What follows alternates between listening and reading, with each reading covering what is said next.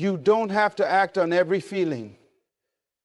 That is the beginning of wisdom when it comes to emotional mastery.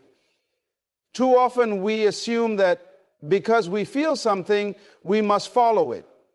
But that belief traps us in cycles we were meant to outgrow. Negative emotions like anger, jealousy, heartbreak, betrayal, anxiety do not mean you are broken. They mean you're aware. You're aware that something doesn't sit right. You are aware that something within you is unsettled. And that awareness is not a sentence, it's an invitation. See, emotions are not designed to control you, they are designed to communicate with you. When you get burned by fire, your body reacts to the pain, so you pull your hand away. The pain is not evil, it's informative. It's telling you this is not good for you.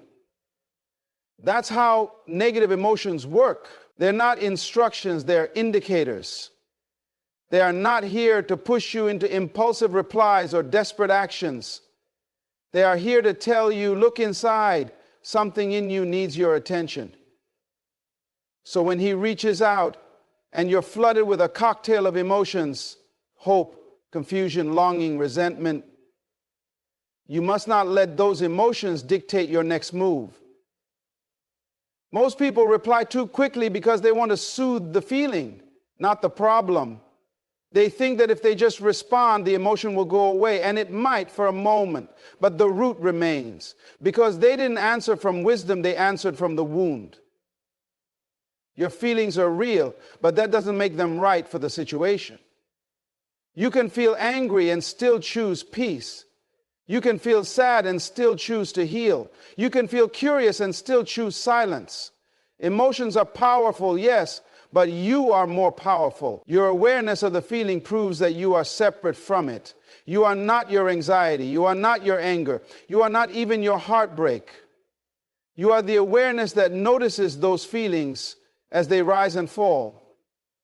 And that means you have power.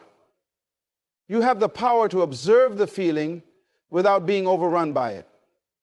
You have the power to let it pass through without letting it pull you backward. Most people confuse emotion with truth. They think, I feel abandoned, so I must be unworthy. But the feeling of abandonment might come from an old wound, a childhood memory, a past experience that has nothing to do with this moment. If you reply based on that emotion, you're not responding to the man who reached out. You're responding to every unresolved experience that still lives inside you.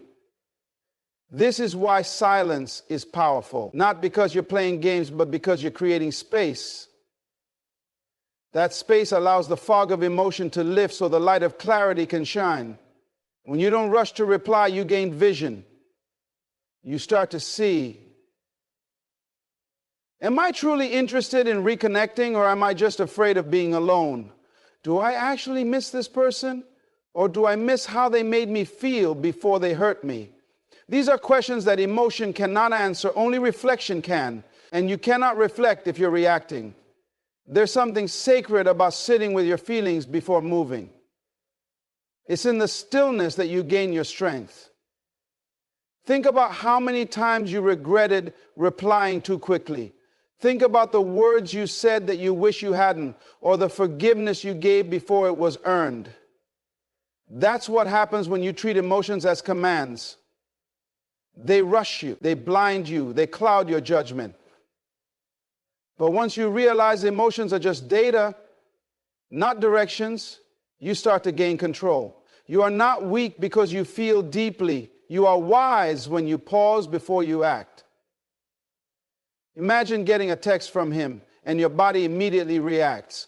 Your heart races, your hands tremble, your mind spins with what-if scenarios. That reaction is real. But it's not a reason to reply. That reaction is your nervous system remembering a story.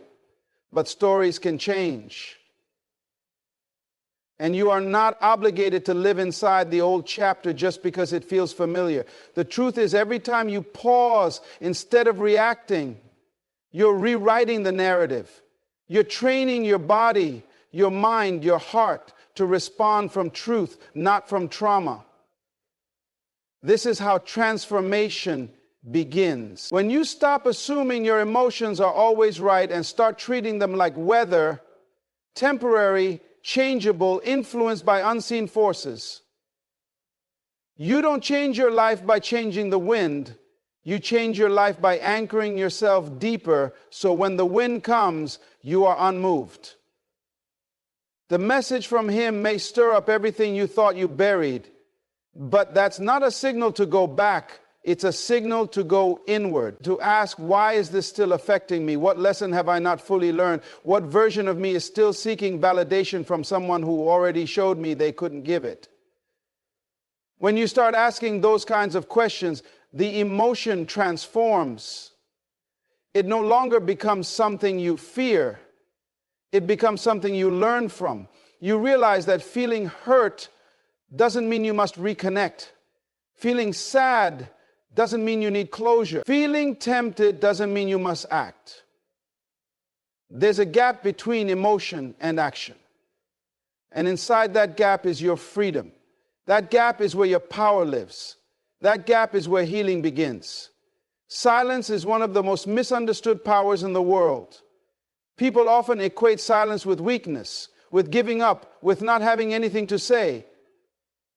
But silence, when mastered, becomes one of the strongest forms of self-restraint and self-respect. It's not the absence of a response, it's the presence of awareness. It means you are no longer allowing external noise to dictate your internal reality. You are no longer triggered into performance, explanation, or emotional outbursts just to be heard or understood. Because when you understand yourself deeply, you no longer crave validation from those who once misunderstood you. When he reaches out, the first urge that often rises is to speak, to respond, to explain everything you've been through, to remind him of what he lost or how you've changed. But that urge is emotional, not strategic. That urge is about seeking recognition, not reclaiming peace. And silence is the exact opposite of that urge. Silence is strategic. Silence is strength. Silence is a signal not to him but to yourself that you are no longer available for the same cycles that drained you in the past. The moment you choose silence over reaction, you take back power, not over him, but over yourself. Because when you respond out of impulse, you're still tethered to the old dynamic. You're still emotionally invested in proving something to him, to yourself, to the memory of what could have been. But silence says, I have nothing to prove. I am not seeking a moment of closure from someone who gave me chaos. I am seeking clarity from within, and that doesn't require your participation. Silence creates space, and in that space, something powerful happens. You begin to see things as they are, not as your emotions want them to be. You begin to separate the illusion from the reality. You remember how many times words failed you before. How many times you explained your heart only to be ignored. How many times you forgave without change, hoping the next time would be different. Silence breaks that cycle. It puts you in observation mode instead of reaction mode. And when you observe, you learn, you grow, you rise. People who can sit in silence without needing immediate resolution are dangerous in the best way, because they're not moved by momentary feelings. They're anchored in long-term clarity. They don't rush back into old situations just because the door is cracked open again. They wait, they watch, they listen, not to what's being said, but to what's being done. Silence trains your intuition. It sharpens your discernment. It helps you see beyond the words and into the intentions. There's a deep discipline in holding your peace, especially when everything in you wants to speak. When you've been hurt, disrespected, discarded, your first instinct is to react, to defend yourself, to make sure they understand how much pain they caused. But if they didn't care enough to protect your heart the first time, they probably don't care to understand your pain now. And silence accepts that without bitterness. Silence isn't for revenge. It's for realignment. You're not ignoring them to punish them. You're withdrawing your energy to protect yourself. You don't need to respond to prove your worth. Your silence already speaks volumes. It says, I'm not emotionally accessible to people who drain me. It says, I no longer trade my peace for temporary attention. It says, I'm done explaining my value to people who should have recognized it from the beginning. That kind of silence is not passive, it's powerful. It doesn't scream, it doesn't beg, it doesn't chase, it simply exists in a state of confidence so deep it makes people uncomfortable. And yes, silence will make some people uncomfortable, especially those who are used to triggering you. Those who expect you to fold at the first sign of their presence. But when you don't react, when you don't respond, when you don't give them the familiar pattern they're expecting, you break their control. You take away their power over your peace. Because silence disrupts the pattern. It creates a new story, one where you are no longer the one who waits, no longer the one who explains, no longer the one who tries harder while being treated like less. There's a certain kind of peace that comes from knowing you don't have to say anything to make a statement. You don't have to convince anyone of your growth. You don't have to write paragraphs of emotion hoping they'll suddenly understand. If they didn't understand when they had your presence, your loyalty, your love, then they won't understand just because you replied to a message. Silence lets them feel the weight of your absence, not out of spite, but out of necessity. Because sometimes your voice is not what they need to hear, your absence is. Silence, it's wisdom. It's choosing not to give your energy to confusion. It's choosing not to entertain temporary people with permanent access. It's choosing yourself, even when the past comes knocking with a familiar face and old promises. Silence doesn't mean you're holding a grudge. It means you're holding a boundary. And that boundary is sacred. It took you too long to build it just to tear it down the moment someone decides to remember your name. When you remain silent, you're not disconnecting from them, you're reconnecting with yourself. You're tuning out the noise and tuning into the voice that always mattered, your own. The voice that says, you're worthy, even if they never see it. The voice that says, you're healing, even if they never apologize. The voice that says, you're free, even if they try to return. That voice becomes clearer in silence. That voice becomes your compass. That voice becomes your power. Just because someone reaches out doesn't mean they've changed. One message does not erase patterns. A few words on a screen do not heal wounds that were caused over time. People often mistake contact for growth, but presence does not equal transformation. When someone reappears after a season of silence, after they've ghosted you, hurt you, disrespected you, or overlooked your value, it's easy to assume the best. It's tempting to believe they finally realize your worth. But before you respond, before you let them back in, you must pause and ask yourself, what has actually changed? A message is easy to send. It takes no real effort. It requires no apology, no action, no accountability. It's a low investment gesture that can awaken high-level emotions in you. And if you're not grounded in your own clarity, you'll find yourself interpreting a message as a breakthrough. But more often than not, it's not a breakthrough, it's a cycle trying to repeat itself. And that's where discernment is essential. That's where you must stop letting old feelings make current decisions. You must train yourself to see beyond the moment and look at the pattern. People reach out for many reasons, and not all of them are pure. Some reach out because they're lonely, not because they miss you, but because they miss the version of themselves they had when you were around. Some reach out because they want access to your energy again, to your softness, to your forgiveness, to your consistency. And some reach out simply because their life is not going the way they thought it would, and now you look like stability. But none of these reasons mean they've done the work. None of these reasons mean they're ready to honor you. Change is not words, change is behavior. Real change takes time. It involves reflection, responsibility, and action.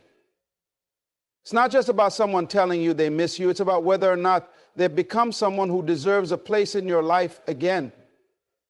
And the only way to know that is through observation, not assumption. You don't get to assume someone's new just because they're back. You have to see the difference. And seeing takes time. You can't rush discernment. You have to be patient enough to let the truth reveal itself. The danger in responding too quickly is that it opens a door that might have needed to stay closed. That door, once opened, invites old emotions, old habits, and old expectations to creep back in. And before you know it, you're not dealing with the person in front of you. You're wrestling with the old version of yourself that tolerated them the first time. Because when you allow someone access to you again without making them prove they've changed, you're not honoring your growth, you're compromising it. This is not about being bitter or unforgiving, it's about being wise.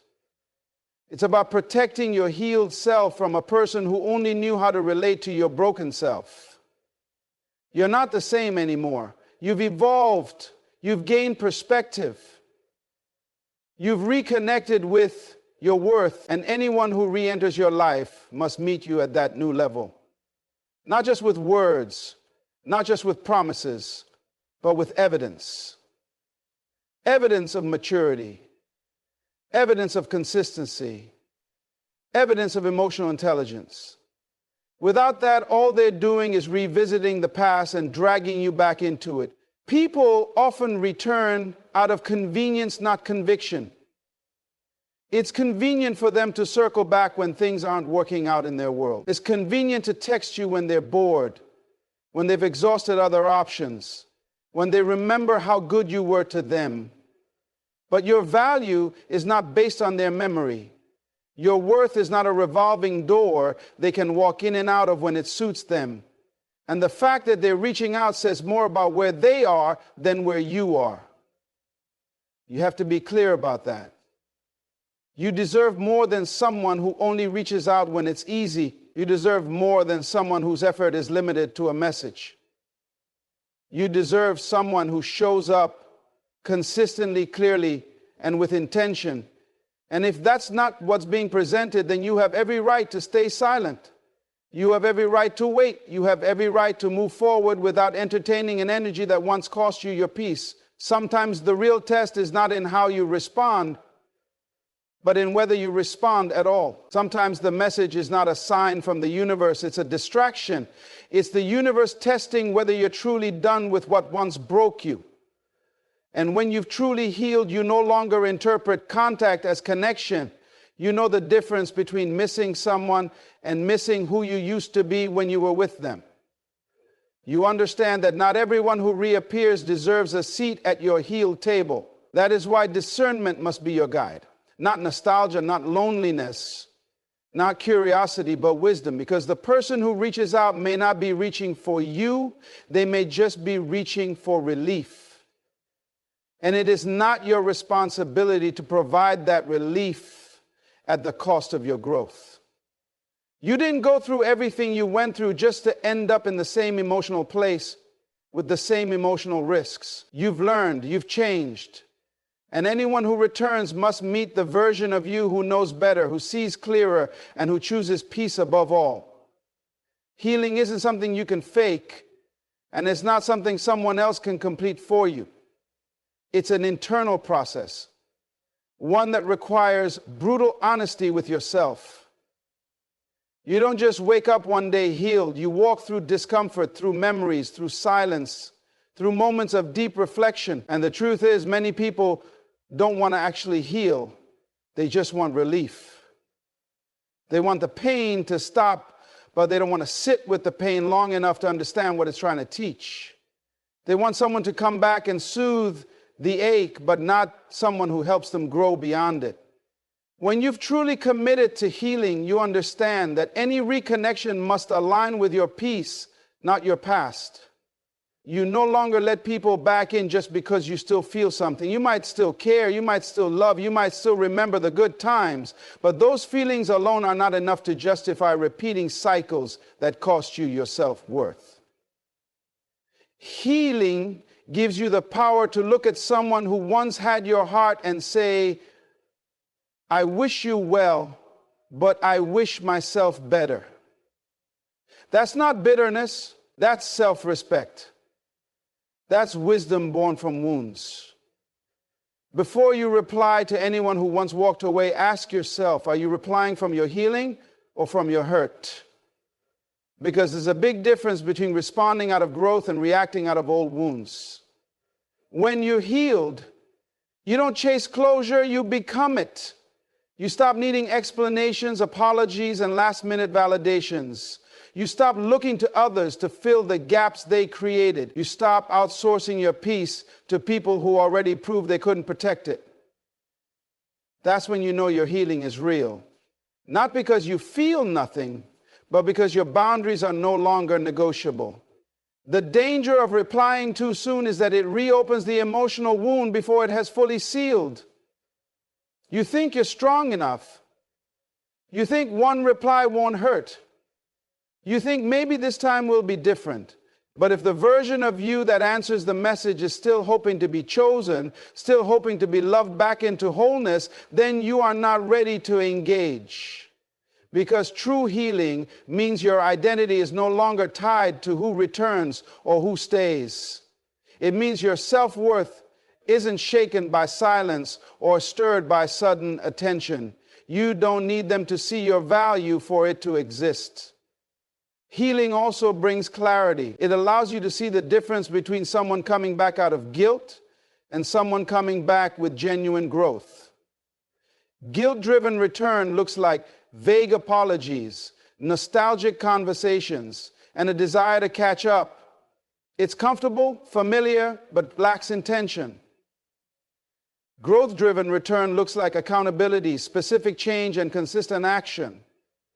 And even then, healing gives you the right to say no. Just because someone grows doesn't mean they're entitled to a place in your life again. Healing isn't always about reconciliation, it's about realignment. And sometimes that means permanently closing doors even to those who've evolved. When you're truly healing, you don't entertain situations that feel heavy in your spirit. You trust your energy. You recognize when something feels off, even if it looks good on the surface. You don't second guess your intuition. You don't override your peace just to relieve a feeling that once made you feel alive. You understand that healing requires protection, protection of your progress, your emotional space, your mental clarity. And you begin to see that not everyone who misses you is meant to re-enter your space. Some people miss the version of you who tolerated what you've now outgrown. That version no longer exists. And if they're not willing to meet the current you, they're not meant to be part of your future. There's also a discipline that comes with healing. It's not all soft and sweet and reflective. Sometimes it's gritty. Sometimes it means waking up with a desire to reach out and choosing not to. It means reminding yourself daily why you walked away, why you stopped responding, why you built a boundary in the first place. It's choosing not to go backward, even when it feels safe, even when it feels familiar, even when it still hurts. Because healing isn't about feeling good all the time. It's about becoming strong enough to do what's good for you regardless of how it feels in the moment. You don't owe anyone a response just because they finally noticed your absence. Your healing is not a green light for them to walk back in and start where they left off. They left you at a version of yourself you no longer are. You are not that person anymore. You've learned how to breathe without them. You learn how to think without second-guessing yourself. You've learned how to stand without leaning on someone who wasn't steady. And that growth should not be jeopardized by one message, one call, one reminder of the past. The truth is, healing makes you selective, not out of fear, but out of self-respect. You stop allowing access just because someone expresses interest. You require proof of intention, evidence of change, and consistency over time. Healing doesn't make you cold, it makes you wise. It sharpens your standards and softens your tolerance for anything that feels like confusion, manipulation, or emotional laziness. You've already spent too much time trying to fix people who weren't ready, trying to heal through relationships that only deepened your wounds. Now you know better. Now you pause. Now you wait, not for them, but for your peace to speak first. Silence is not just the absence of words. It's a message in itself. When someone disappears and then suddenly reaches out, it's easy to assume that silence was meaningless, that their return validates everything you felt during their absence. But you have to realize that silence reveals character. It shows you who checked in, who followed through, who showed care even when it was uncomfortable. And it also shows you who disappeared when things got real. So when someone resurfaces, don't be so quick to forget what their silence said, especially if their return is filled with vague messages and hollow words. You can't erase the ache they left behind just because they decided to speak again. People often return not because they care, but because they wonder if you still do. It's curiosity, not commitment. It's them testing the waters, checking if the door is still cracked open. They say things like, "I've been thinking about you," or "I miss us," not because they're ready to build something solid, but because they're lonely. Because their comfort zone isn't as comfortable anymore. And if you're not mindful, you'll misread their interest as intention. You'll assume their return is driven by growth when in reality it's just driven by boredom or ego. You have to understand that some people only reach out to confirm they still have access to you. It's not about reconnecting, it's about control. They don't want you back because they value you. They want to know they still could have you if they wanted to. That kind of attention is deceptive. It can feel like closure. It can feel like hope, but it's not. It's manipulation dressed in sweet words.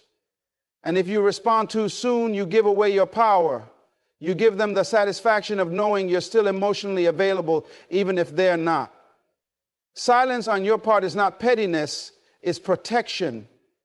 It's you giving yourself space to evaluate the situation without falling into the trap of emotional impulsiveness. It's you honoring your boundaries. Because every message doesn't deserve a reply. Every hey stranger doesn't deserve a welcome. Sometimes silence is the most respectful answer you can give to someone who once disrespected your presence. You're not ignoring them. You're preserving yourself. You're refusing to allow a history of inconsistency to interrupt your path to wholeness. In moments like these, it's important to observe, not react. Let their energy reveal itself before you respond with yours.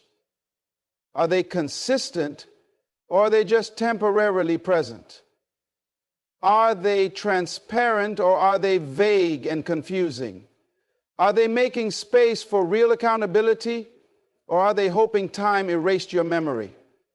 Time may heal wounds, but it also exposes intentions. And if someone shows up hoping to pick up where they left off without acknowledging the gap they caused, that's not someone who's ready for you. They're someone who's hoping you've lowered your standards in their absence. You have to be strong enough to ask yourself, why now? Why did they reach out now? What changed? And more importantly, what hasn't? Did they suddenly have a revelation about your worth? Or did they just realize they lost access to your energy? Did they grow into a better communicator? Or are they just hoping their return speaks louder than the silence they gave you? These questions matter. Because when you've done the work to rebuild your peace, the last thing you should do is allow confusion back in under the disguise of connection. People who truly care will acknowledge their silence. They won't pretend like nothing happened. They won't minimize the gap. They'll take responsibility. They'll say, "I know I hurt you," or "I know I disappeared when you needed me." They'll own their absence, not bypass it. And you'll feel the sincerity in their words, not just through what they say, but how they say it, how they follow up, how they remain consistent even when you take your time to respond. Because people who are serious about being in your life won't rush your process. They'll respect it. Your silence during their absence had meaning. You cried through it. You journaled through it. You healed through it. You found strength in it. So don't let a single message undo the emotional work you've done. Your silence wasn't weakness, it was wisdom. It was your soul telling you that peace is more valuable than presence. It was you learning that the right people don't need to be chased. That if someone values you, they don't vanish. They stay. They communicate. They show up. Now that they've reached out, it's tempting to reply immediately, especially if you've been waiting for that moment.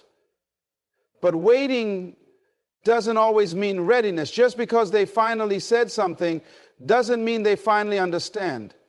And you're not obligated to respond just because the opportunity has returned. You're allowed to take your time.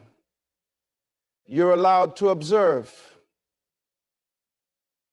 You're allowed to prioritize your healing over someone else's curiosity.